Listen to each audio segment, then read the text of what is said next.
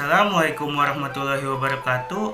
Nama saya Dimas Wahyu Pratama. Saya mahasiswa UHAMKA jurusan Prodi PGSD.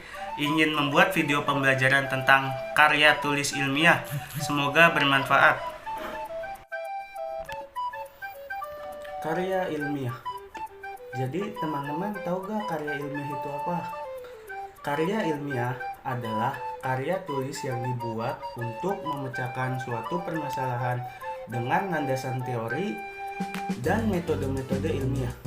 Biasanya, karya ilmiah berisikan data, fakta, dan solusi mengenai suatu masalah yang diangkat. Penulisan karya ilmiah ini dilakukan secara runtut dan sistematis. Karya ilmiah terdahulu atau yang pernah dibuat dapat menjadi contoh juga acuan bagi penulisan karya ilmiah oleh penulis lainnya. Jadi apa saja sih ciri-ciri karya tulis ilmiah itu? Yang pertama, reproduktif. Karya ilmiah ditulis oleh peneliti atau penulis harus diterima dan dimaknai oleh pembacanya sesuai dengan makna yang ingin disampaikan. Pembaca harus bisa langsung memahami konten dari karya ilmiah. Yang kedua, tidak ambigu. Sebuah karya ilmiah harus memberikan pemahaman secara detail dan dikemas dengan bahasa yang tidak membingungkan. Dengan begitu, maksud dari karya tulis ilmiah itu bisa langsung diterima oleh pembacanya. Yang ketiga, tidak emotif. Karya ilmiah ditulis tidak melibatkan aspek perasaan dari sang penulis, sebab karya ilmiah harus memaparkan fakta yang didapatkan dari hasil analisis penelitian, bukan dari perasaan subjektif dari penulisnya. Lalu yang keempat, menggunakan bahasa yang baku. Penggunaan bahasa baku itu meliputi setiap aspek penulisannya, mulai dari penulisan sumber, teori, hingga penulisan kesimpulan. Ketidakbakuan pada tulisan karya ilmiah hanya akan membuat pembacanya menjadi bingung dan apa yang ingin disampaikan dalam tulisan tidak dapat dipahami oleh si pembaca. Nah, lanjut yang kelima, menggunakan kaidah keilmuan. Penulisan karya ilmiah harus menggunakan kaidah keilmuan atau istilah-istilah akademik dari bidang penelitian si penulis. Hal itu bertujuan untuk menunjukkan bahwa peneliti atau penulisnya memiliki kapabilitas pada bidang kajian yang dibahas dalam karya ilmiah tersebut. Jadi penggunaan kaidah atau istilah ilmiah itu juga menjadi takaran seberapa ahli si peneliti pada bidang keilmuannya. Lalu yang keenam, bersifat dekoratif. Artinya, si penulis karya ilmiah harus menggunakan istilah atau kata yang memiliki satu makna rasional. Artinya, penulis harus menonjolkan keruntutan pikiran yang logis dan kecermatan penelitiannya itu. Kedua, hal itu penting karena karya tulis ilmiah harus bisa menyampaikan maksud dari penelitian yang dilakukan oleh penulis tanpa membingungkan. Yang ketujuh, terdapat kohesi. Artinya, karya ilmiah harus memiliki kesinambungan antar bagian dan babnya dan bersifat straightforward. Maksudnya ialah tidak bertele-tele atau tepat sasaran. Sebuah karya ilmiah, setiap bagian atau babnya harus memiliki alur logika yang saling bersambung.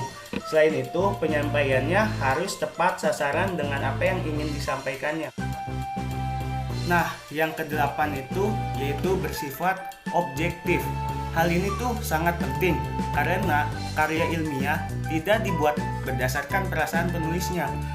Karya ilmiah harus menunjukkan fakta-fakta dan data-data dari hasil analisisnya, jadi tidak memiliki kecondongan subjektivitas. Lalu yang kesembilan, menggunakan kalimat efektif.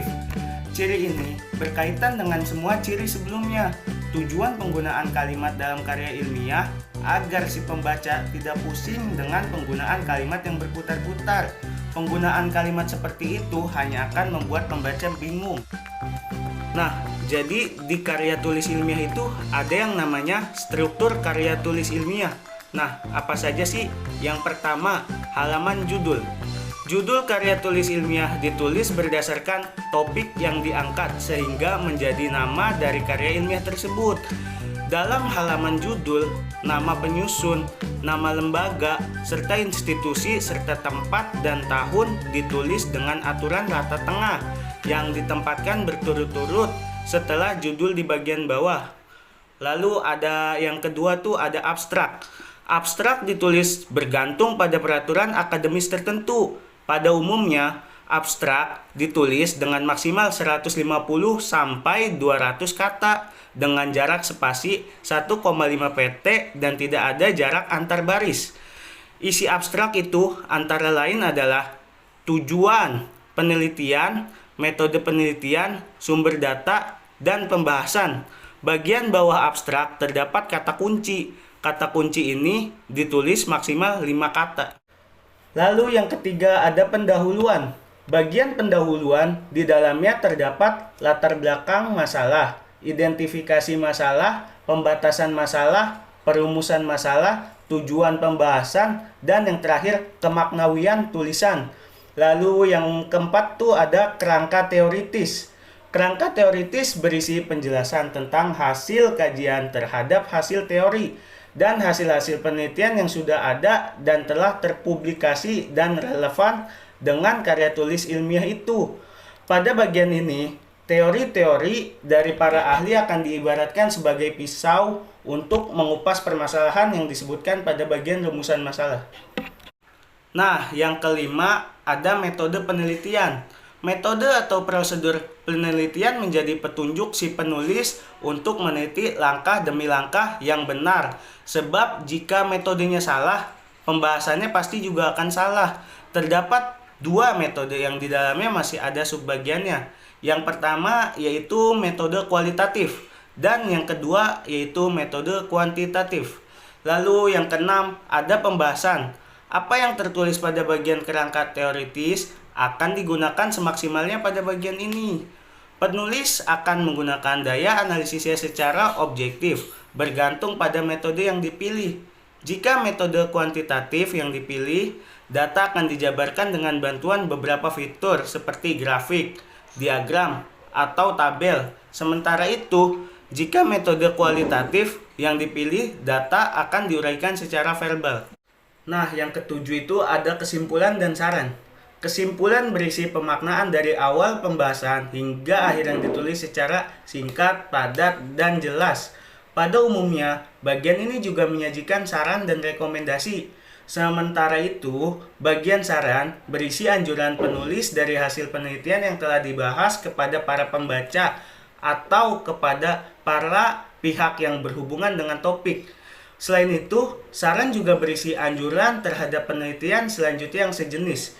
Lalu yang kedelapan ada daftar pustaka. Penulisan daftar pustaka membutuhkan waktu yang tak sebentar dan ketelitian yang mendalam dan bergantung pada format. Terdapat 2 format penulisan daftar pustaka yang paling terkenal. Yang pertama format APA dan MLA.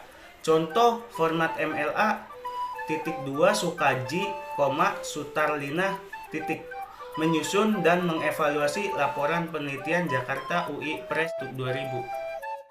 Nah, selanjutnya kita masuk ke jenis karya tulis ilmiah. Jadi, jenis karya tulis ilmiah itu ada 7. Lalu apa saja sih? Nih, yang pertama makalah. Makalah adalah jenis karya tulis ilmiah yang dalam penulisannya dibutuhkan data studi lapangan sehingga bersifat empiris dan objektif. Selanjutnya ada yang kedua work paper. Work paper atau kertas kerja adalah jenis karya tulis ilmiah yang hampir mirip dengan makalah yang tadi, tetapi analisisnya itu ia lebih mendalam. Nah, yang ketiga adalah artikel. Artikel adalah tulisan yang berisi opini si penulis atau permasalahan tertentu yang diangkat.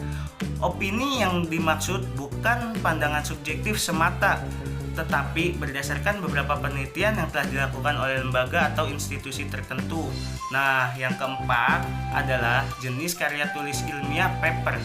Paper adalah jenis karya tulis ilmiah yang populer pada kalangan mahasiswa. Strukturnya itu mirip dengan makalah, tetapi lebih sederhana. Nah, lanjut yang kelima, ia adalah skripsi. Skripsi adalah jenis karya tulis ilmiah yang disusun oleh mahasiswa untuk mendapatkan gelar S1. Dalam proses pembuatannya, orisinalitasnya menjadi hal yang utama. Nah, yang keenam itu ada tesis. Jika skripsi dibutuhkan untuk mahasiswa syarat memperoleh gelar S1, kalau tesis ini diperlukan untuk meraih gelar S2 atau master. Perbedaannya dengan skripsi, tesis menganalisis suatu topik penelitian lebih kompleks sehingga tingkat ilmiah dari tesis itu lebih kuat dibandingkan dengan skripsi. Lalu yang ketujuh ada disertasi. Disertasi adalah jenis karya tulis ilmiah yang disusun untuk memperoleh gelar S3 atau doktoral. Sekian penjelasan singkat pembelajaran karya tulis ilmiah ini, semoga bermanfaat. Kurang lebihnya mohon maaf. Wassalamualaikum warahmatullahi wabarakatuh.